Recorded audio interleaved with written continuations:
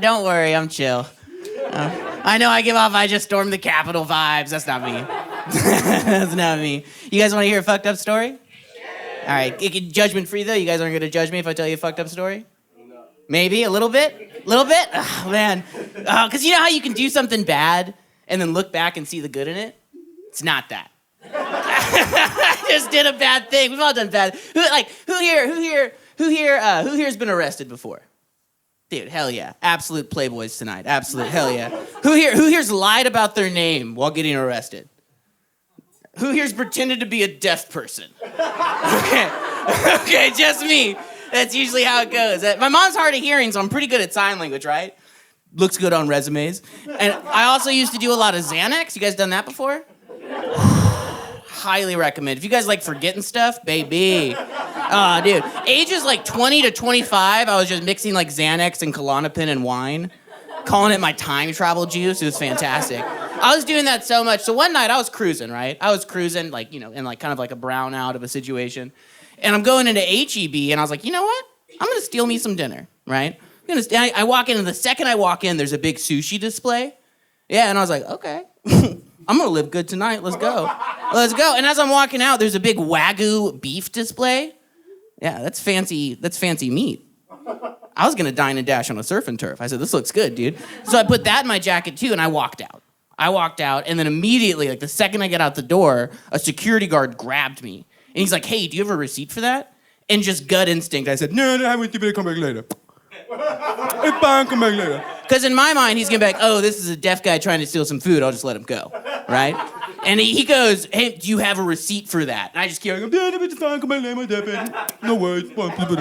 And then by that time, another security guard's out there and they're surrounding me, right? And I know you're like, here's the thing. I'm definitely not the good guy in this story, right? I'm not pretending to be the good guy in this story, right? But these guys don't know I'm pretending to be deaf, so they're also the bad guy. Just want to be clear about that. They didn't know, so they're not necessarily the heroes in this story, all right? And I didn't remember a lot of this night until I read the police report years later anyways. But they get me and they take me to HEB jail, like a little room behind the registers. There's like a bunch of photos of other dudes looking like me trying to steal food or whatever. And like I gave them a fake name. And the first time I remembered that fake name was when I read the police report. And the fake name appears in like my favorite sentence in the English language in the police report. It says, and then Samuel Torx began to cry again. But I'm sitting in a little HEB jail, whatever, and I'm like, oh no. And so the cops come, and the cops are like, hey man, we're just gonna run the name he gave you. And if it comes back clear, we're just gonna give him a ticket. And that's when Samuel Torx began to cry the first time, right? Because that's a fake name. And they came back and they're like, all right, we're going to search him. And they found an extendable baton on me. Yeah, and I should have been carrying a gun. It would have been legal. The extendable baton, not legal. They were like, yo, you cannot have a weapon in this situation. And then the cop looks at the security guard at HEB and he goes, we're going to arrest him on armed robbery. Yeah, that's when Samuel Torx began to cry again, dude. I'm sobbing. Because I was trying to steal me some dinner, and now I'm catching a felony at HEB.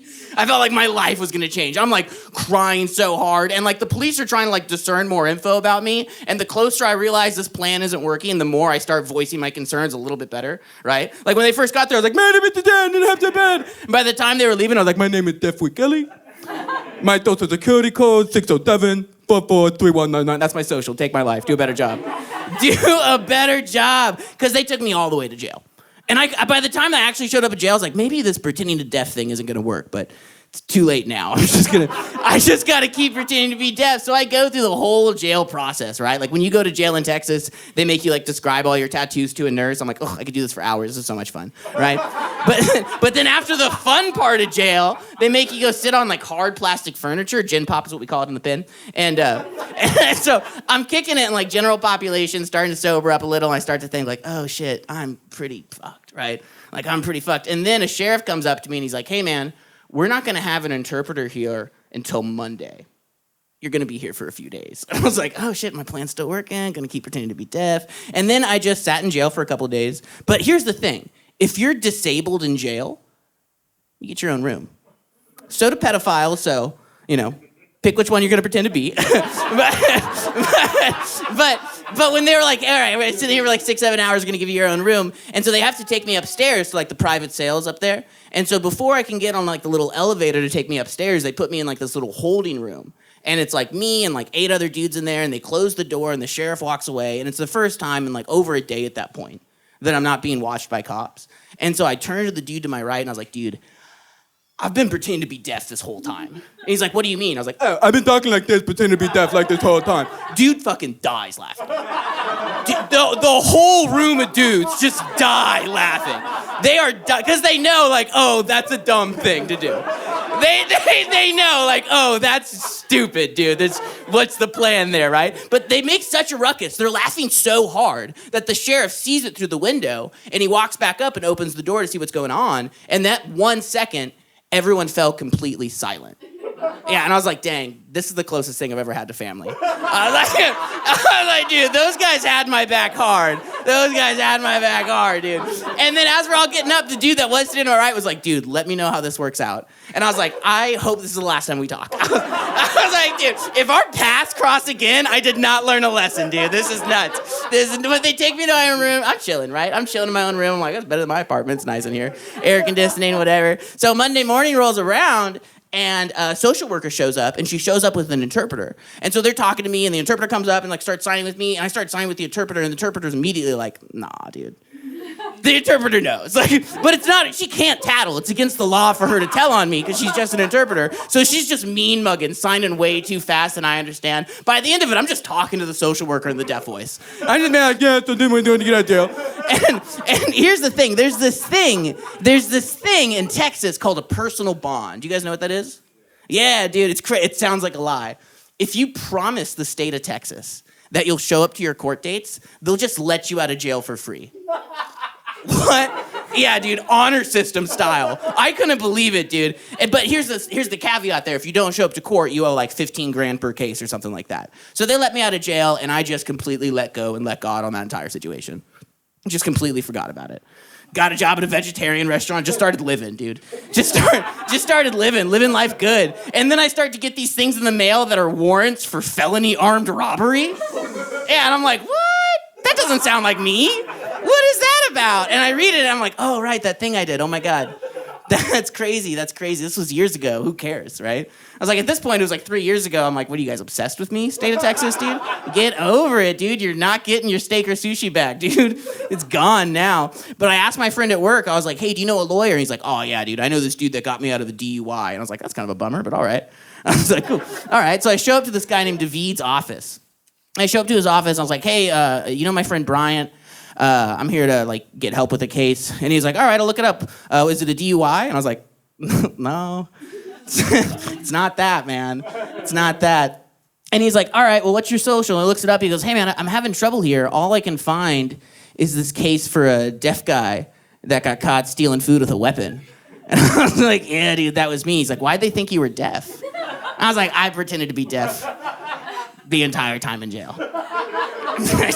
I just did. And he's like, how? And I was like, I just talk like this the whole time. Yeah, he picks up the phone. He goes, Carl, get in here. And he goes, you tell Carl what you told me. And I was like, I got caught stealing food with the way. He's like, no, fuck, you know, the other thing. And I was like, oh, I pretended to be deaf in jail. And he's like, the whole time in jail? And I was like, yeah. And he's like, how? I was like, talk like this the whole time. Dude, Carl leaves and comes back with 2 more dudes. I swear to God. This happens like a half a dozen times until there's like 15 lawyer dudes in this room, all just laughing. I start to think they're my boys, right? I start to think like, oh, we're gonna beat this case together, dude. I start to think that like I'm like rallying up the troops to defend me, dude. So I asked one of the lawyers, like, hey man, so what do we do? He goes, what do we do? We don't pretend to be deaf if we go to jail. That's what we do, buddy. That's what we do. He goes, this isn't the type of cases we learn about in law school. He goes, I have no idea what's gonna happen here. And I was like, that makes 2 of us, man. Wow, makes 2 of us. But the second lawyer that came in that room, his name's Carl, and he was like, hey, dude, that's one of the funniest stories I've ever heard. I'll represent you for free. Yeah. And And I was like, for real? He's like, yeah, you just have to go to parties and tell people this story with me. And I was like, oh shit, are you my pimp now? This is crazy. Okay, dude. Okay, yeah, absolutely. So the first thing he does is like, he's like, yeah, you got warrants out because you missed a bunch of court dates. I was like, yeah, dude, doesn't sound like me. I'm not gonna show up to court dates. I'm busy, dude. Got a vegetarian restaurant job. I can't get off that schedule. And so he gets all of those reinstated and brings like the court cases back, right? Brings back the court cases. And then I'm riding my bicycle to work one day and I fall. And I hit my head real hard, and I have to go to the hospital. And while I'm waking up in the hospital, my lawyer calls me, and he's like, hey, you're supposed to be in court right now. And I was like, oh, dude, I had a brain injury, and I'm in the hospital, and that's not a lie. And I was like, I don't know if you can believe this, but I'm literally in a hospital bed right now. Also, I lost all the hearing to my left ear. Yeah, I did. I lost all the hearing in my left ear. And my lawyer goes, jackpot. He said, you just made your lie a truth. Yeah, so he takes these papers from the hospital that say I don't have any hearing, shows it to the judge, and is like, dude, this is just a deaf dude trying to steal some food. All charges dropped. I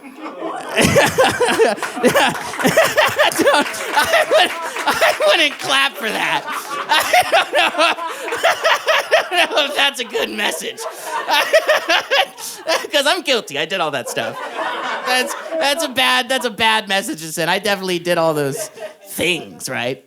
But I beat the case. Stand here as a free man, even though I did all that stuff. And so like 2 weeks later, I show back up to the lawyer's office. And I was like, what's next? And he's like, holy shit, what are you planning? What are you talking about? And I was like, no, what's like the next move for us? And he's like, I don't know what you mean. And I was like, well, you know, I'm guilty. And he's like, no, I know you're guilty, dude. I know that for sure. But you beat the case. He's like, they don't charge you again, even though you're guilty. It's called double jeopardy. I was like, that doesn't sound right. And he's like, no, for real. And I said, but they never charged me for pretending to be deaf.